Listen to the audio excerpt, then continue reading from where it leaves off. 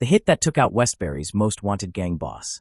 The sun was just beginning to dip beneath the skyline of Johannesburg when a bullet put an end to one of the city's most feared underworld figures. Keenan Ibrahim, known on the streets as the General, met his fate in February 2023, gunned down in broad daylight.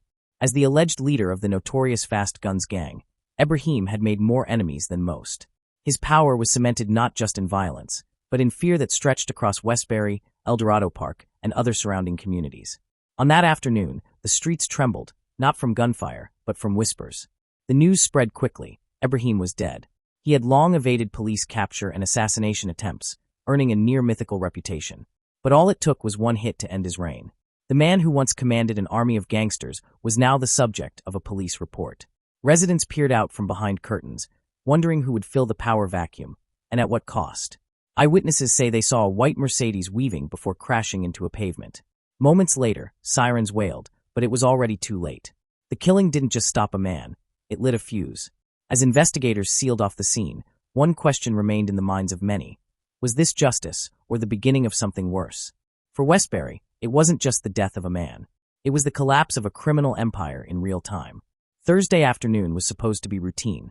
Traffic moved slowly on William Nickel Drive in Constantia Kloof, where Ibrahim had been driving. He was behind the wheel of a white Mercedes-Benz, a vehicle often seen moving through gang hotspots. But that day, he wasn't in Westbury. He thought he was in neutral territory. Surveillance footage would later show a silver Jetta creeping up behind him. As Ibrahim stopped at a red light, the hitmen made their move. Gunfire erupted in rapid bursts, drawing screams from other drivers. The attackers struck with military precision, suggesting the work of professionals. Bullets tore through the driver's side, hitting Ibrahim multiple times. He lost control of the car, which veered off and crashed into a pavement. Emergency responders arrived quickly, but their efforts were futile. Witnesses say the scene looked like something from a movie. Paramedics tried to stabilize him, but his injuries were too severe. He was rushed to a nearby medical center. At 3:47 p.m., Keenan Ibrahim was pronounced dead. The message from the streets was clear. No one, not even a kingpin, was untouchable. Ibrahim's killing was not the first act in this violent saga. It was a reply. Just days earlier, a 50-year-old woman was shot and killed outside a ShopRite store on Auntdeckers Road in Westbury. Locals believed she had ties to ongoing gang rivalries. Her death sent shockwaves through the community, especially among families already caught in the crossfire of the Fast Guns and their rivals, the Veredos. The woman, described as quiet and deeply religious, may have been a relative of a known gang member. Her murder was swift, public, and without mercy. While police remained tight-lipped, whispers on the street linked her death directly to gang retaliation. For those familiar with gang warfare, this looked like an escalation. Tit-for-tat killings weren't new in Westbury, but the public nature of them was alarming. Residents began questioning whether any place was safe anymore. Schools were half empty the next day. Shop owners closed early. Grandmothers held their grandchildren closer. Fear had returned to the streets, stronger than ever. And now, with Ibrahim dead, the fear was transforming into full-blown panic. Ibrahim had always been cautious, even paranoid. Associates said he changed cars often, never took the same route twice, and always had someone watching his back. But his downfall came when he let his guard down, just for a moment. Lieutenant Colonel Mavila Masando, spokesperson for the police, confirmed that Ibrahim was ambushed. The silver Jetta had been trailing him for blocks. It wasn't a random shooting. It was surgical, planned, and executed with brutal efficiency. Masando described how Ibrahim's car drifted off after the shots, slamming into a curb. Bystanders rushed to help, not knowing who was inside. When paramedics pulled him from the vehicle, some gasped. Others backed away. The community knew that if Ibrahim was dead, a new war might be about to begin. His enemies wouldn't wait for the dust to settle. They would come, and come hard. Police cordoned off the area, collecting shell casings and statements. But those on the streets already knew. This was the beginning of something much bigger. From the outside, it looked like a car accident with gunfire. But this was a message, a declaration. Authorities confirmed that multiple high-caliber rounds were fired at close range. The shooters didn't aim to injure, they aimed to kill. The silver Jetta vanished before anyone could stop it. Some witnesses claimed the attackers wore masks, others weren't sure. The car was later found abandoned and burned in an open felt on the outskirts of Soweto. Police called it a classic gangland move, clean, fast, and irreversible. The timing was no coincidence.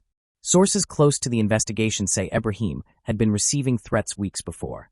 But being the man he was, he believed no one could reach him. That belief cost him his life. Investigators are now analyzing surveillance footage from nearby businesses. They're also combing through his recent communications. The murder was not only a hit, it was a power play. Someone wanted the crown, and someone just took it. Ibrahim's death didn't bring peace, it sparked a wildfire.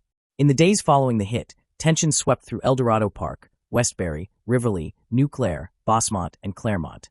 These were neighborhoods already under pressure from gang activity, and now they were on the brink.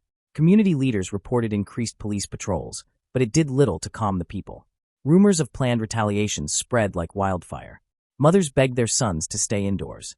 Fathers locked gates before sunset. The fear was palpable, like electricity in the air. Everyone seemed to know what came next: payback. The Veredos, longtime rivals of the Fast Guns, were suspected of the hit. If that was true, the next few weeks could be explosive. Ibrahim had lieutenants, loyal, young, and angry. With their leader gone, they might act rashly. The streets were watching and waiting. For many, the countdown to the next killing had already begun. Police spokesperson Lieutenant Colonel Mavila Masando stated clearly, "The motive for the killing cannot be confirmed, and the police are investigating." But on the streets, theories were multiplying like wildfire. Some said it was a revenge hit by the Veredos after a recent turf dispute. Others whispered that it was an inside job, someone within Ibrahim's own ranks looking to rise. Still others believed it was part of a larger battle for control of the West Rand drug trade. Whatever the reason, the killing had stirred a hornet's nest. Detectives were working around the clock, tracking phone records and security footage, but progress was slow. No arrests had been made, and no suspects officially named. That only added fuel to the fire. With no answers, the community felt abandoned. Families who had already lived in fear were now gripped by paranoia. People avoided eye contact in public. Children were kept home from school. Everyone wondered, if Ibrahim could be taken out like that, who was safe? The silence from law enforcement only deepened the sense that Westbury was now on its own. The impact of Ibrahim's death is still unfolding, and the fear hasn't faded. His murder didn't close a chapter, it opened a new one. In neighborhoods like Westbury, Rivoli, and Eldorado Park, residents wake up each day wondering if the war has already restarted.